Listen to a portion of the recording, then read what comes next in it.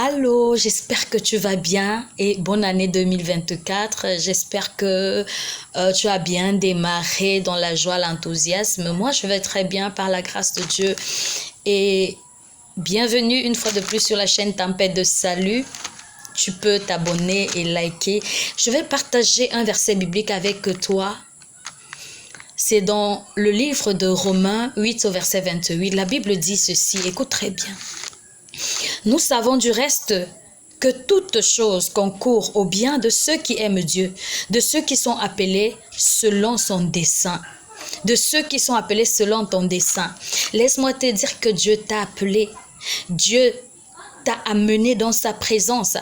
Il ne te fera pas du mal. Dieu te veut du bien. Dieu t'aime et il te veut du bien. En dépit de cette situation que tu traverses, je vais te dire que Dieu t'aime et qu'il te veut du bien.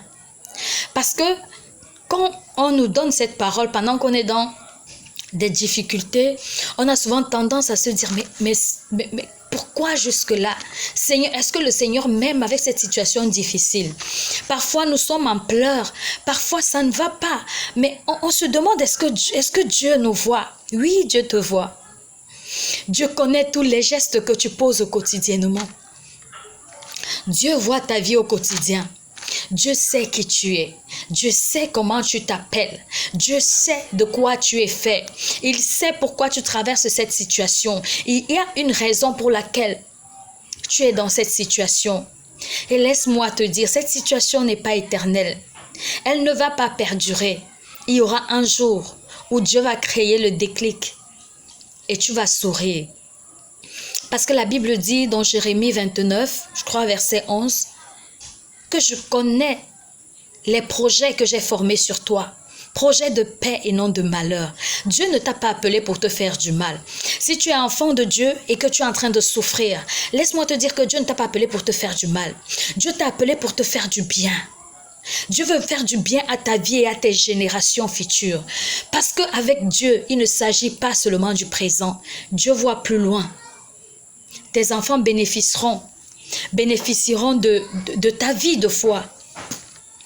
Tu es en train de souffrir aujourd'hui, mais demain tu ne souffriras pas. Tes enfants ne souffriront pas parce que tu auras mené des combats, parce que toi tu auras souffert. Alors tiens bon, je veux que tu tiennes bon et que tu saches que Dieu est au courant de ta vie. Il te connaît par ton nom. Il sait comment tu t'appelles. Il sait comment tu dors. Parce que quand tu dors, c'est lui qui veille sur toi. Et sache que cette situation n'est pas éternelle. Parce que toute chose concourt au bien de ceux qui aiment Dieu. Un jour, tu t'assieras et tu disais, voilà pourquoi j'avais traversé cette situation. Voilà pourquoi Dieu m'a laissé passer par là. Voilà pourquoi le Seigneur m'a laissé passer par cette difficulté. Parce qu'il te veut du bien.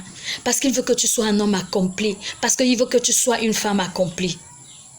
Alors ne renonce pas.